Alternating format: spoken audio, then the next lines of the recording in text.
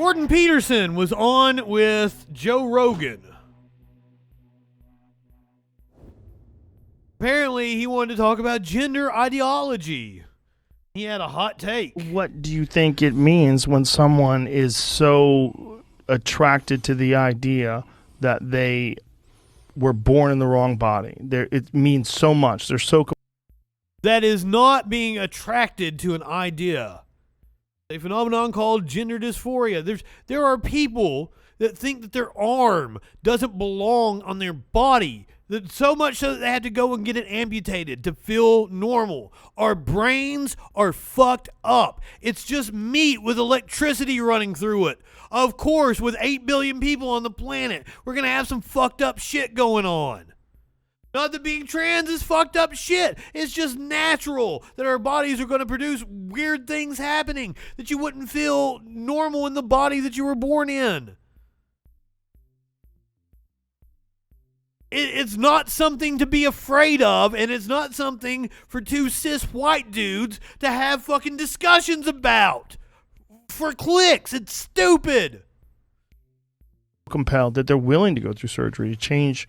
God, it means all sorts of things. I knew a kid in Toronto who was on the autistic spectrum, and a lot of the people who are manifesting serious issues with gender identity are on the autistic spectrum. This is like Abigail Schreier's work and rapid onset gender dysphoria amongst women. Yeah, well, that's a different thing, the rapid onset. That's more like... So part of the reason I objected to Bill C-SOC 16 to begin with was because I knew full well as a clinician that as soon as we messed with fundamental sex categories and changed the terminology, we would fatally confuse thousands of young girls. I knew that. Because what?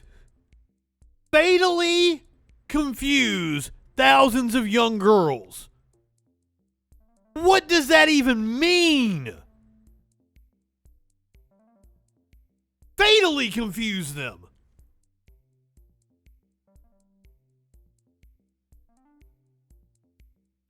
Sir, I would assume if you wanted to fatally confuse, if you had an issue with fatally confusing young girls, you should be attacking marketing that put these unrealistic beauty standards on women that cause young girls to commit suicide at higher rates, develop all kinds of disorders. But you're attacking trans people? For what fucking reason?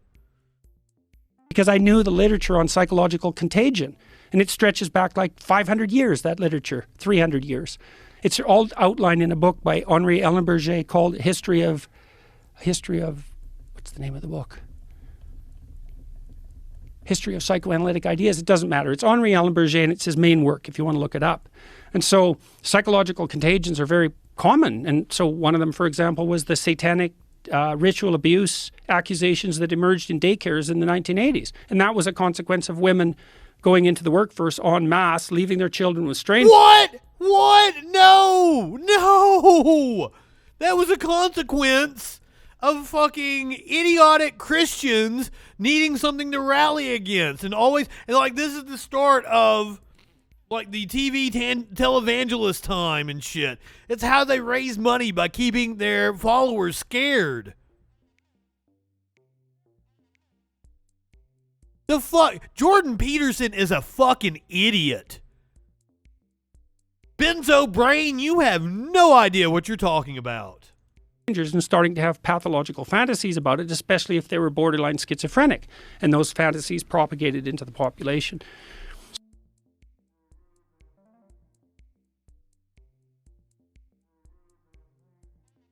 I gotta show that clip to producer Dave. I gotta get his take on that. Holy fuck!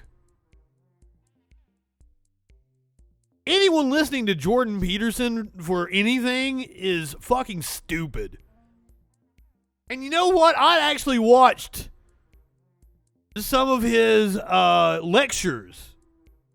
And I was like, you know what? He's not a bad psychologist. He's not a bad teacher.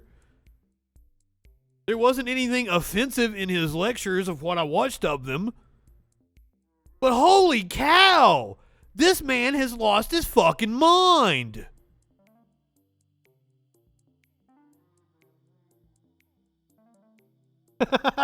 Garçon, please stop spouting your reactionary nonsense and hand me those hors d'oeuvres. Yeah, what is this outfit? He wore a goddamn tux to the Joe Rogan show. Rogan over here sitting like wearing a t-shirt. Now he's wearing like a long sleeve shirt. Oh, Professor. Oh, goddamn. I can't. That was fucking stupid.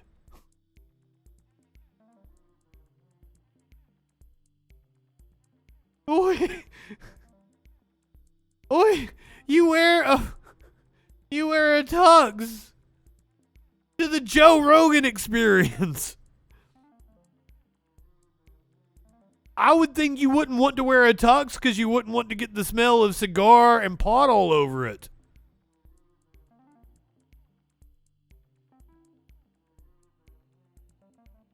And it's not even a good-looking tux. What the hell? I don't know. That may not be a tux. I may be exaggerating. It's just a suit with a bow tie. But then again, it's a frilly shirt, isn't it? What's the difference between a tux and a suit? Is that a tux? Somebody inform me.